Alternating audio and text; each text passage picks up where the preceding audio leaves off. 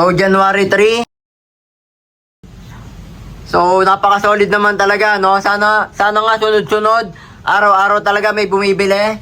Nga pala, kanino nga bang airsoft to? Kay Sir Elvin Francisco ng Aklan. So, shoutout sa iyo, Sir Elvin. Nag-inquire siya sa akin noong December lang eh. Kaso, sabi niya, wala pang sahod, sir. Agis pa. Kaso, anong petsa ba ngayon? January 3 pa lang. Hindi na niya pinaabot ng agis. January 10 dapat. Yun, nag-avail siya sa akin. Nag-message na siya kagad sa akin kaninang umaga. Na-send na raw yung payment. Yan, sa video account ko. Yan, pwede rin naman sa video. Meron akong video, BPI or GCash. Yan. So, yan, makwento ko lang mga sir ha. Deleted, ewan ko, na-delete na yung dati ko eh. Yung gamit kong Facebook page, na-delete. So, gumawa ko ng bago. So, papakita ko lang sa screen yung bago kong Facebook page. So, Chris Airsoft Toys, Cab. Ulitin ko, location ko, Tansa, Cavite. Pwede kayo mag-walk-in ha. Sa mga hindi makakapag-walk-in, meron naman tayong shipping fee. Nationwide naman ang delivery. Luzon, Visayas at Mindanao. So, yon, unbox na natin to. Nga pala, pakita ko lang din yung order ni sir. So, e-screen yan, easy ang brand. So, high kappa, 5.1R. So, solid na solid to. Meron din, medyo may kabigatan din tong unit na to ha. So, ang ganda ng unit na to mga sir, oh, high kappa. So, pinag-isipan mabuti ni sir, ano nga ba pipiliin niya? Una, 1911. Tapos, meron pa siyang Glock. Yan, napaisip din siya kung pwede raw ba Glock. Yan, sinuggest ko rin sa kanya, Glock 17. So, eto, high kappa. Yan, since malaki nga raw yung kamay ni sir. So, gusto niya yung medyo bulky. Yan, eto, saktong-sakto to, suwakto sa kamay ni sir. Yan. High kappa, 5.1R, easy to ha. Easy ang brand. So, solid na solid oh. So, syempre, working yan. Yung safety lock niya. Yan oh, nasa taas. Yan. Kahit anong kalabit nyo, yan. Hindi po putok yan. Syempre, may safety lock. Yan oh. So, nga pala, konting tips lang din. So, always finger out. Yan. Pagka, syempre naman, reminder lang, safety din dapat. Lagi lang din tayo mag-iingat. Yan. Yan. Then, yan o, kahit anong kalabit nyo, pagka naman inano nyo yan, binaba nyo yung yan, yung safety lock, yan o, puputok na yan. So, syempre wala siyang bala, magkakak lang yan. So, pakita natin kung wala nga bang bala. So, di ba wala namang kakat-kat-kat yung video natin. So, wala talagang bala. Meron lang laman na gas. So, ganoon naman talaga yung mga airsoft eh. Para na rin totoo. Pagka walang bala, magkakak na siya, mag-open chamber na. So, syempre, yung unit natin, so yan, meron na din siyang sight, optic sight sa taas. Yan, oh. Diba? Solid na solid to. Wala siyang railings para paglagyan ng... So, wala kayong para makapag-install kayo ng I think hindi siya malalagyan ng laser or flashlight sa mga planong maglagay ng accessories. So, sa tingin ko, hindi nyo siya malalagyan. So, yan. Since wala naman siyang railing sa ilalim or sa taas. So, pakita ko lang din. Highlight natin to. High kappa, 5.1R. Ganda, oh.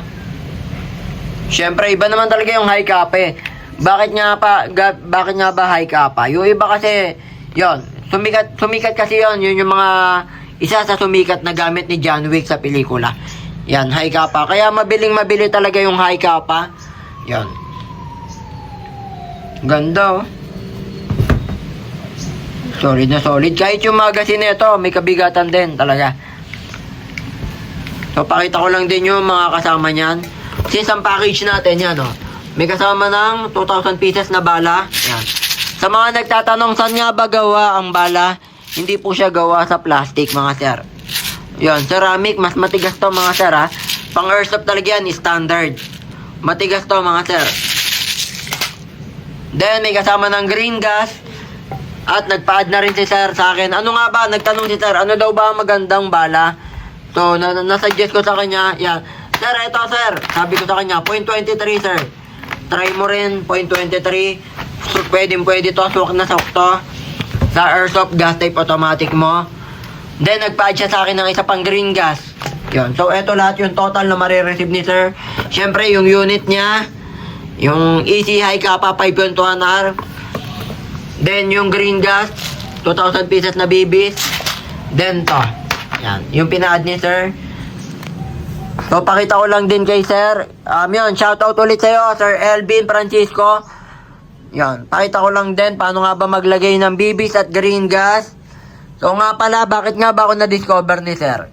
Yan, meron siya kasamahan dito, taga Cavite. Taga Aklan si sir yung buyer ko ngayon, taga Aklan. Yung mga last December, bago magpasko, meron nag-walk-in dito, babae. Pero binilan niya yung asawa niyang lalaki. Ngayon, nai-recommend ako. Na-recommend niya, eto sir, legit, sabi daw, legit seller daw ako. So, yun. Siyempre nga naman, legit naman talaga tayo. Siyempre, na-post ni sir, pinakita yata sa group nila o sa group chat, napakita yung binili sa akin na airsoft. So, yun, nag-inquire rin sa akin. Diretso message na. So, yun na nga yung nangyari. Ngayon, January 3, hiningi na kagad yun. Actually, kagabi yun Nagloloko lang daw yung land bank ni sir. Hindi ma-send yung payment. Ngayong umaga, sinend na yung payment. At yun na nga, na-receive ko na yung payment. So, yun, binili na ni sir. Ang daming pinagpilian ni sir na unit.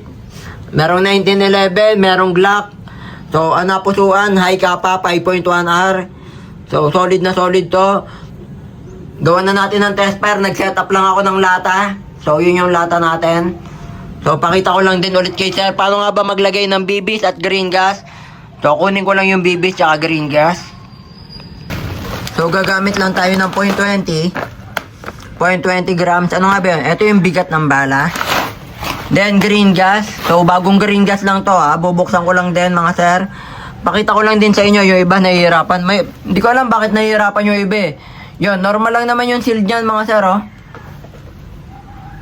So, di ba ito yung green gas natin? Yan ganito lang siya mga sir Yan So, ito yung green gas. Yun, buksan nyo lang yan ito na yung pinaka niya, lock sa ilalim. Yan So, bukas na siya. So, ganun lang kasimple. Di ba? Nakaseal siya kanina. Then, kunin na natin yung pinaka-unit ni sir. Yan. So, high kappa, 5.1R. Ganda Solid na solid to. Sa mga mahilig dyan sa high kappa, syempre. Marami naman tayong klase ng high kappa merong Pit Viper, Sun Viper, high kappa T-Rex. Yan Ganda.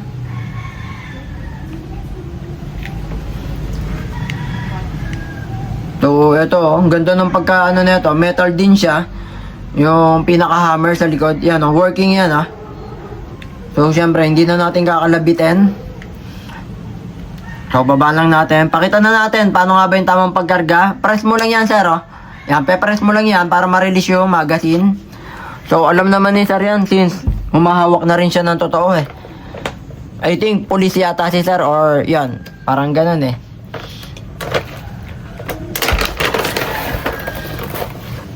So, yung pagkarga ng bibis o bala, di ba nung mga bata tayo, yung dikasa, di ba yung dikasa palang pellet tawag dun Since airsoft gas type automatic to, yung pagkarga ng bibis o bala, yan di ba ito yung pinaka-spring, bababa mo yan sir. Yan, baba mo lang yan. So, dito, yan, sa ilalim yung paglagay ng bala sa ilalim. Yan. So nga pala para kay Sir Elvin to, Elvin Francisco ng Aklan. Shoutout sa iyo, sir.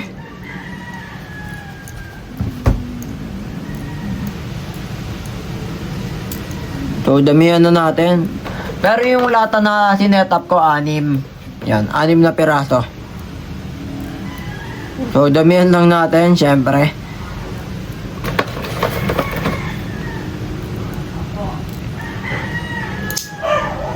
So yun, nakargaan na natin ng bibis. Ganun lang yung paglagay Paglagay ng bibis o bala.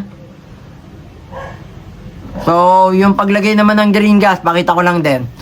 Yan, kita naman yung inlet valve. Kita ba? Yan, ito yung inlet valve. Sa mga high kappa, medyo may kalaliman lang. Malalim lang yung inlet valve niya. Yan, kita naman. Yan, ayun yung inlet valve niya. Ayun Yung parang pito siya. Same lang naman yan. Sa ibang videos ko makikita rin. Medyo malalim lang since iba nga yung bat niya. Or yung pinaka ano, yan o. Yung pinaka puweta ng magazine. Yan. So, ganito naman talaga. Normally, ganito yung mga sa high kappa eh. Then, ito yung green gas, yung bagong bukas natin kanina. So, alam ko eh. Teka, wait. Papakita ko lang din kay sir. Paano nga ba malalaman kung meron pang lamang gas o wala na? So, yan. Ito. Di ba merong laman tong gas eh? Nakita nyo naman, di ba, kinalabit ko, pumutok kanina. Pero wala na lang siyang bala. Yan o. Matigas siya, hindi nyo siya mapepress. Yan. Para na rin sa iba, sa mga baguhan. Para na rin kay Sir Elvin Francisco. Paano nga ba malalaman pagka meron pang gas yung magazine? May lamang green gas. Pagka wala, kung meron pang laman, yan. Matigas yan mga sir. Yan o, hindi nyo siya mapepress yung bulb sa likod. Yan, hindi nyo siya mapepress.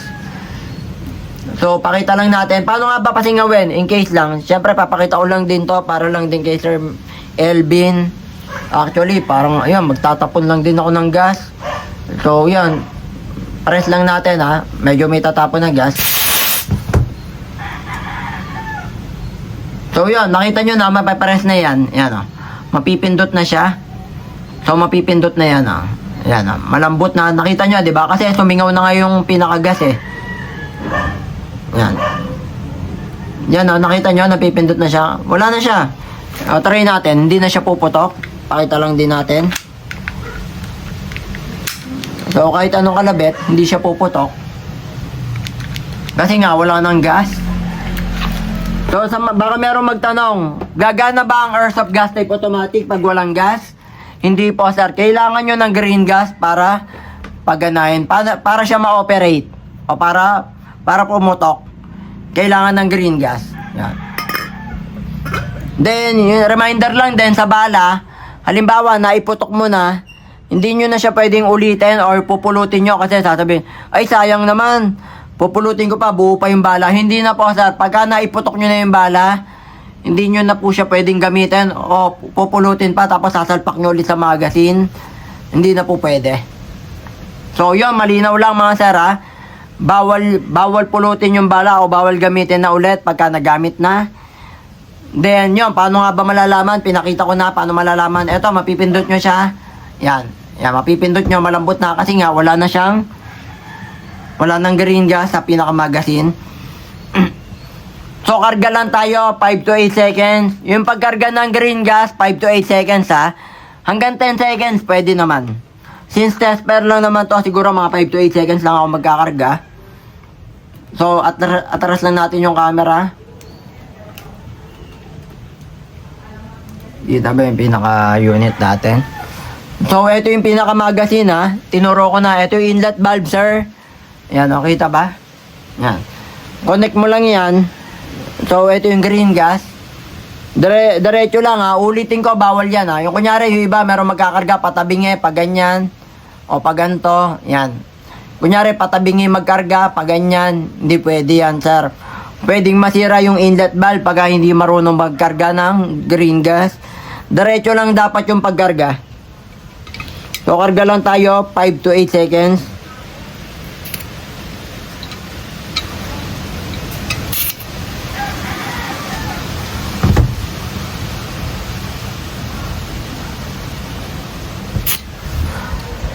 So, goods na yan. Nakakarga na naman tayo.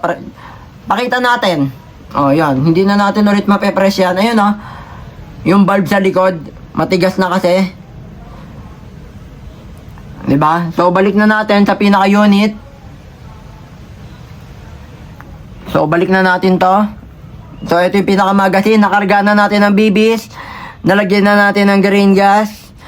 So, baka sabihin ng iba, hinahabaan ko yung explanation. Siyempre, para to kay Sir Elvin. Para naman aware siya paano nga ba gamitin. Yung pinaka-airsoft gas type automatic. So, balik na natin dito.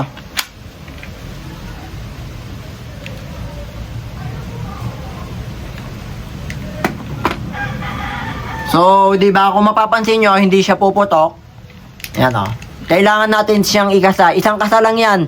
Sa mga nagtatanong, kailangan pa ba ikasa ng ikasa? Isang kasa lang po ang gagawin since automatic na po siya. So, unit ni Sir Elvin Francisco ng Aklan. So, medyo malayo-layo to ha. Pero syempre, salamat sir sa trust, sa tiwala. So, syempre, pagka naman talaga na-repair na niya, merong kasamahan na nakita na legit nga ba ako. Yan. Nakita naman. Syempre, yun kasi nag-walk-in eh. Tapos, ni-repair lang din. Medyo malayo lang din. Una, taga Naik yun. Yung babae na nag-walk-in. Naregaloan yung pulis na, yun, asawa niya. Then, ni-repair sa, yun, sa kakilala lang din. Yun, taga-Aklan naman to, yung buyer na ito. So, test pair na tayo ng ating unit. Medyo mahangin lang. Ayun, oh. Medyo tumaob yung pinaka-setup natin. So, taas ko lang yung camera.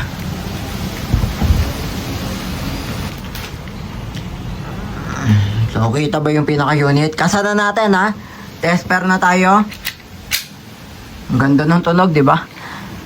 So, tas lang natin sa mga lata.